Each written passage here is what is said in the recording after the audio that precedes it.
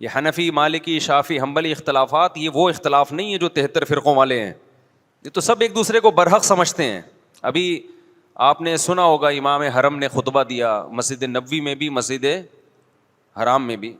میں چاروں ائمہ کا تذکرہ کیا، ابو حنیفہ، مالک، شافعی، احمد بن حنبل، ان کا کہ ان کے فالوورز جو اس خطبے کا میں مفہوم بیان کر رہا ہوں. إذا اختلفوا في الفروع والحوادث لم يخرج عن جماعتهم، وعلى ذلك أصول الأئمة الأربعة أبي حنيفة ومالك والشافعي وأحمد وفروعهم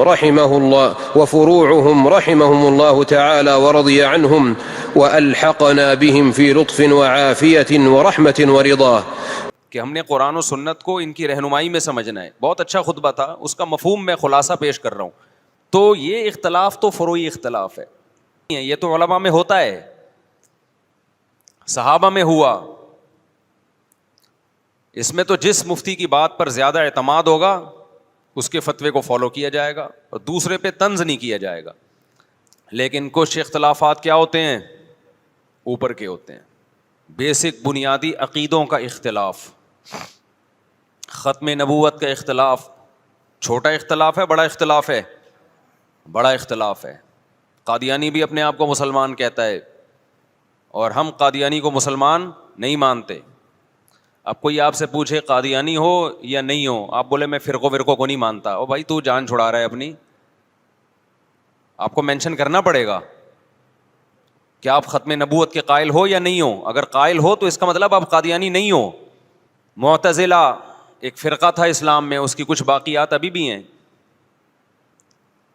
قدریہ ایک فرقہ تھا اسلام میں. خوارج ایک فرقہ تھا اسلام میں. بہت سے فرقے تو ہوئے، بنے اور تحلیل ہو گئے، اپنی اصل فارم میں رہے نہیں. کچھ لوگوں نے تقدیر کا انکار کیا، اسلام میں ایسے فرقے بھی پیدا ہوئے. اب تقدیر کا جو انکار کیا انہوں نے، یہ چھوٹا اختلاف تھا یا بڑا اختلاف تھا؟ بولو، بولنا پڑے گا آپ لوگوں کو پلیز.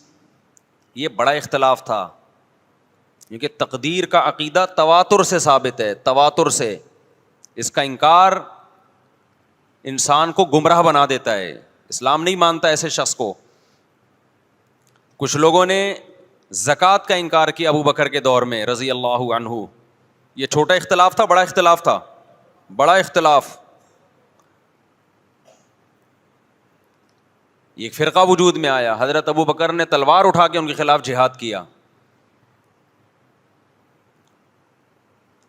جبریہ ایک فرقہ تھا، انہوں نے کہا کہ ہم مجبور ہیں، ہم جو عمل کرتے ہیں اپنے اختیار سے نہیں کرتے، گن پوائنٹ پہ اللہ ہم سے کرواتا ہے، چاہے نیکی ہو چاہے برائی ہو، ہمارے ارادے کا کوئی دخل نہیں ہے. جبکہ اسلام کیا کہتا ہے؟ فمن شاء فلیؤمن ومن شاء فلیکفر. تم اپنے اختیار سے نیکی بھی کرتے ہو، اپنے اختیار سے گناہ بھی کرتے ہو.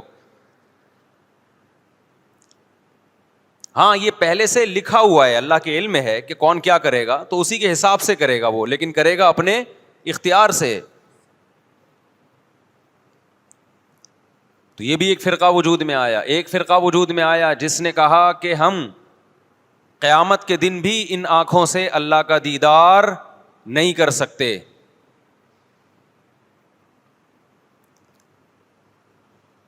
اہل سنت والجماعت کا عقیدہ ہے کہ مومنین کو قیامت کے دن انہی آنکھوں سے اللہ کا دیدار ہوگا، کیونکہ بہت ساری احادیث ہیں اس پر. تو جب اتنے سارے فرقے وجود میں آئے،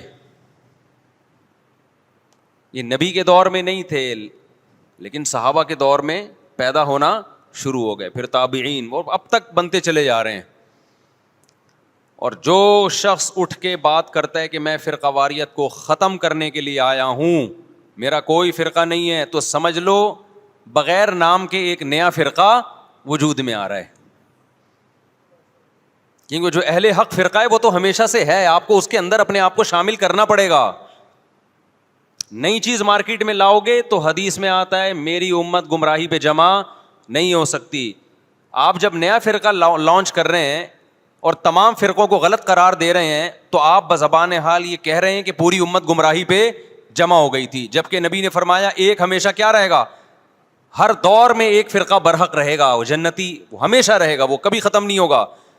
تو آپ کو چاہیے یہ تھا کہ جب آپ نئی چیز مارکیٹ میں لائے تو آپ کو کہنا چاہیے تھا میں صحیح والے فرقے کو فالو کر رہا ہوں جو یہ ہے, دلائل سے اس کو ثابت کرتے. جب آپ نے سب کو غلط قرار دے دیا تو اس کا مطلب آپ خود غلط ہیں, پھر آپ خود ایک نئی چیز لا رہے ہو مارکیٹ میں.